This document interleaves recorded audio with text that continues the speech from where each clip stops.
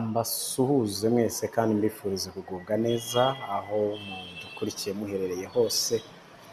Nizere ko mumeze neza, nizere ko muri amahoro. Ni Emma, iyi ni 7 Mountain TV. Ndagushimiye wowe wafashe umwanya ugakanda kuri subscribe, ndagushimiye cyane wowe ufata umwanya ugakurikira ibiganiro byacu, ndagushimiye cyane wowe ufata umwanya ukatwandikira, ndagushimiye cyane wowe utwereka ko turi kumwe, uduha courage. Ndashimira cyane abantu mwese muzi ko mujya mugira icyo mukora kuri iyi channel, so like, comment cyangwa se n'ikindi kintu icyo ari cyo cyose, biba ari inkunga ikomeye cyane, cyangwa se biba ari ntabwo tubifata nk'ibidafite agaciro, bifite agaciro ndetse kanini cyane. Nizere ko mumeze neza rero, kandi nizere ko muguwe neza aho muherereye hose. N'ubundi mbanje ngo twiganirire, yes, ariko nkunda kubibutsa ko uyaba ari umunsi mwiza Imana yaturemeye ngo tuwunezererwemo, tuwubemo twishimye, tuwubemo tuzirikana ko ari intizanyo, tuwubemo tugera ku byo tutagezeho ejo, tuwubemo twikosora aho twakoze amakosa ejo, kubera ko aba ari intizanyo nyine nk'uko mba ndivuga, cyangwa se aba ari amahirwe ageretse ku yandi, cyangwa se aba ari amahirwe umuntu wese atagize, kuko buri wese uba wayagize. Nkunda kubabwira ko hari igihe umuntu ava mu rugo agiye ku kazi, akagenda akanakora akazi kakanashoboka rwose, akabona n'umusaruro, ariko ari gutaha afite n'akamverope yashyiriye mu rugo, ushaka umugati cyangwa se aciye ahantu azanye haho, yaba ari nko kuri moto cyangwa ku igare cyangwa iki, agakora accident ntagere no mu rugo, nyine bakamucura babitwara morgue. Rero wowe kuba uriho cyangwa nje kuba ndiho ntabwo ari uko turi abahatari, nta nubwo ari ikindi. Niyo mpamvu babwira ngo ni umunsi Imana iba yadutije ngo tunezererwemo, ariko tunakosore niki kitagenze neza ubushize, noneho tugishyire ku murongo kugira ngo duhore twiteguye mugenzi. Ntawamenya abantu babyuka bafite imigambi, babyuka bafite projet, babyuka bafite ibyo bagomba gukora n'ibyo bagomba kugeraho, ariko mu kanya gatoya bikaba biranze, ubuzima buramuhindutse, ararwaye, ubuzima buramuhindutse, biranze se ibyo yari yapanze cyangwa ibyo yari yatekereje biranze. Wowe rero ubyuka bigakunda, ukajya mu byo ukora bya buri munsi bigakunda, ugataha ukabona ugeze mu rugo amahoro, ejo ukabona uraramutse, ntabwo ari ikindi, ni ubuntu bugeretse ku bundi umuntu aba yagiriwe. So rero tuba tugomba kubizirikana, ariko kandi atari ukubizirikana gusa, ahubwo tukagira ibyo dushyira ku murongo cyangwa se ibyo dukosora, kubera ko ni amahirwe nyine, cyangwa se ni intizanyo tuba twahawe, Imana iba yadutije. Ndabasuhuje cyane rero, mumeze mute hirya no hino ku isi? I Kigali ho ndabona hiriwe hari klima nziza, ejo imvura yaraguye nyinshi, ariko uyu munsi ntabwo yigize igwa, ariko ikirere kiriwe gisamo ukuntu, ariko izuba ryari rimaze iminsi ryotsa abantu. Klima rero iyo yajemo guhehera gutya biba ari sawa cyane. Yego, abatameze neza ndababwira ngo mukomere, cyangwa se ndabihanganisha mwese, mbabwira ngo mugubwe neza.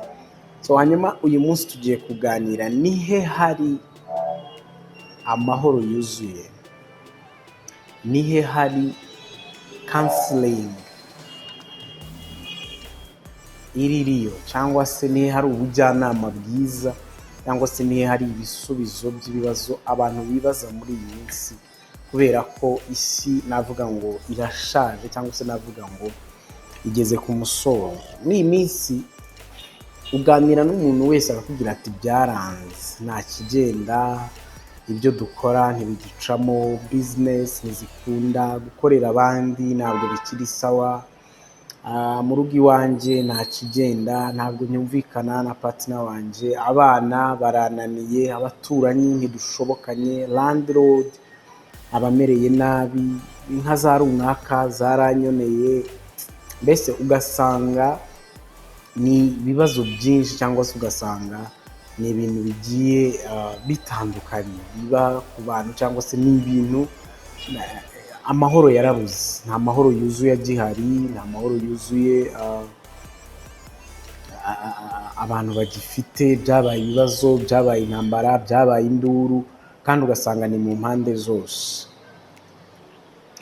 Noneho ugasanga abantu aho bagiye gushakira ubujyanama cyangwa se ahantu aho bagiye gushakira nihe bakura ibisubizo by'ibibazo barimo bibaza, ugasanga ntaho cyangwa se ugasanga ntahahari, nta handi hantu. Uragenda ugiye kugisha umuntu inama cyangwa se kumubwira ibyakubayeho, ugasanga ahubwo we arakurusha ibibazo, ugasanga we arakurusha intambara.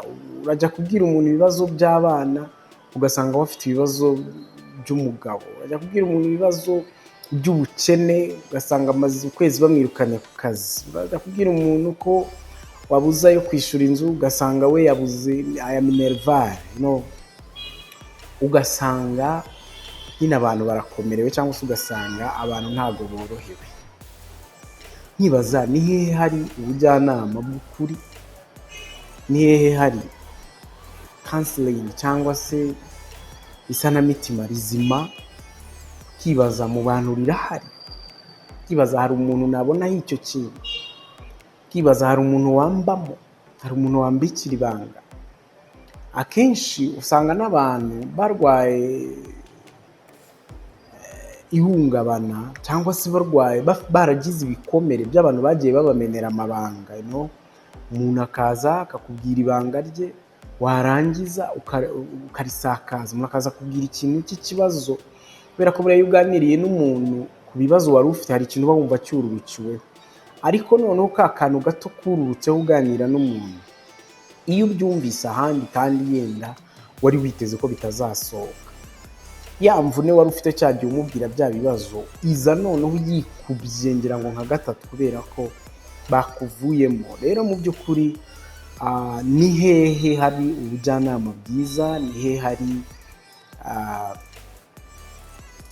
amahoro y'umutima yuzuye muri iyi si? Ntawe.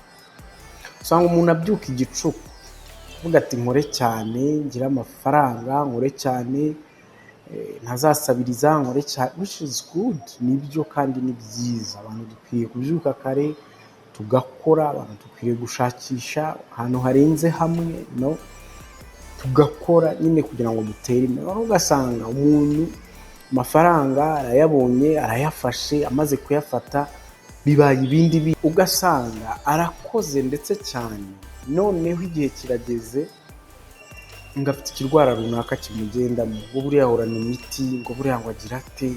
Kibaza ni iki? Kandi amahoro ariko tuba tuzi ko amahoro ari mu kugira ibintu no kugira ibisaga nyine kugira ngo udakena, udasaba, utagira ute. None amahoro ari hehe muri ibyo bintu? Ugasanga naho nta mahoro ahari. Ugasanga umuntu avuga ati ngwize abantu, ngira inshuti nyinshi, akubaka friendship, akabamo mu bantu, akabasura, akabafasha, akabakorera byose byiza cyangwa se akabakorera byinshi by'ubuzima bwa muntu bukenera, azi ngo mu minsi iri imbere bazamwitura ya neza. Ugasanga ahubwo nibo banzi ya neza ubagirira ntibayifata nk'ineza, ahubwo bamwe bayifata nko kubirataho, bayifata nko kubereka ko utunze. None ugasanga muri za nshuti wagiye ukora hirya no hino cyangwa se urema hirya no hino, benshi bo bagiye bahinduka bakaba banzi. Umuntu akavuga ati muri Afurika nta kigenda, reka njye gutura i Burayi, reka njye gutura muri Amerika, reka njye gutura hehe niho haba ibi n'ibi n'ibi. Ugasanga nyine umuntu yashakishiriza impande zose ngo abeho atunge. Yagerayo bamwirukankanye, yagerayo bamurashe, yagerayo bamufunze, yagerayo ubuzima bwanze, ugasanga arwaye amadepression. Kibaza amahoro ari hehe muri iyi si? Nihe hari ubujyanama bwiza? Nihe hari gutuza? Nihe hari umunezero, nihe hari ibifatika, ukahabura neza neza neza neza. Hanyuma uyu munsi ndakurangira ahantu habiri hari umujyanama mwiza cyangwa se hari kansara mwiza ushobora kugufasha. Ntabwo ari uko azaguha ahantu heza ho gutura hano muri iyi si, kubera ko turi mu isi, tugomba gufata igihe mu ntambara. Mu isi byo ni intambara, uko wabigenza kose, aho wabinyuza hose, nuko wabifata kose, nyine intambara zo ziba zihari. Rero umujyanama mwiza, hari verse iba muri Bible ivuga ngo yemwe abarushe n'abaremerewe nimuze munsange ndabaruhura. Ni Yesu wabibwiraga abigishwa. Ni ukuvuga ngo nta handi hantu hari amahoro, nta handi hantu hari ubujyanama bwiza, nta handi hantu hari umutuzo, nta handi hantu hari imbaraga z'umutima zo kurengera ibibazo, nta handi hantu hari kwihangana, nta handi hantu hari ibyo umuntu yakenera byose cyangwa yatekereza byose usibye mu Mana. Abantu bari mu Mana nibo bagira imbaraga z'umutima zo kwihangana. Si uko n'ibibazo biba byavuyeho, si uko n'intambara ziba zavuyeho, si uko n'amakuba aba yavuyeho, oya. Bya bindi byose twavuze haruguru.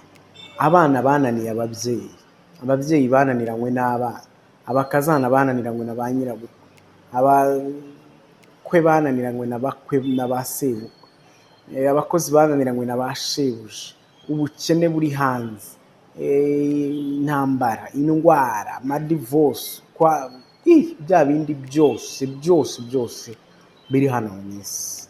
Nta wundi muntu ushobora kugufasha kwikorera iyo mitwaro, nta wundi muntu ushobora kuba yagufasha gukira ibikomere, nta wundi muntu wagufasha gukira agahinda gakomeye cyangwa se agahinda gakabije uretse kwisunga Imana no kwisunga Kristo, kubera ko niwe wenyine ufite icyo amarira abantu. Naravuze ngo yemwe abarushe n'abaremerewe nimuze munsange ndabaruhura. Rero nta handi hari ubujyanama bwiza. Ugisha umuntu inama cyangwa umubwira ikibazo kubera ko nawe yifitiye ibibazo cyangwa se n'ibibazo bye birusha uburemere ibyawe, ejo akazakuganiraho turiya yaje kuntetaho. Ariko iyo wegereye Yesu, iyo wegereye Kristo, ukamugisha inama, ukamubwira amakuba, ukamubwira ibyago, ukamubwira intambara urimo urwana nazo, byanze bikunze, aho inshuti zananiwe warahashobora, aho amafaranga yananiwe arahashobora, aho ubutunzi bwananiwe arahakora, aho environnement yanze we arahahagarara kandi bigakunda. Rero bakunzi ba Seven Mountains TV, nta handi hantu hari amahoro yuzuye mu isi. Byanze bikunze nta hantu amahoro azaboneka.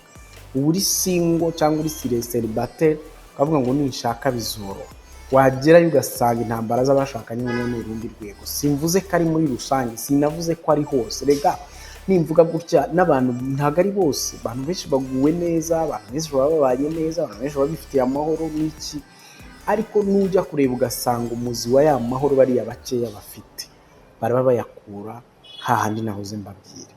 Bakunzi ba Seven Mountains TV, rero nta handi ho kwisungwa, nta handi ho gushakishiriza, nta handi ho kurwanira, nta handi ho gutura imitwaro, ni mu Mana honyine, ni muri Kristo wenyine. Yesu cyangwa Jesus is the real counselor. Niwe mukansela mwiza, niwe mujyanama mwiza, kandi niwe mufasha mwiza. Wowe rero urushe, wowe ugowe, wowe ufite intambara, wowe ufite amakuba, wowe ufite ibyago, wowe ukennye, wowe urwaye, wowe urwaje, wowe byayobeye byose, nta handi hantu hari igisubizo nakubwira. Nta wundi uvura agahinda, nta wundi uvura imibabaro kereka Kristo wenyine. Biragusaba kumwemera, biragusaba kumwizera, akaza agatura mu mutima wawe, azimuramo bya bindi byose, usigara ufite umutima wuzuye imbaraga, wuzuye kwizera wuzuye umwuka, hanyuma uzagenda hejuru y'ibibazo nk'uko yagenze hejuru y'inyanja.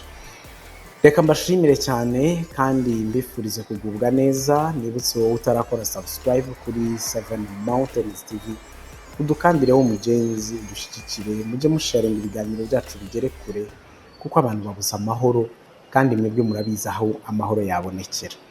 Ndabashimiye cyane rero, Imana ibahe umugisha.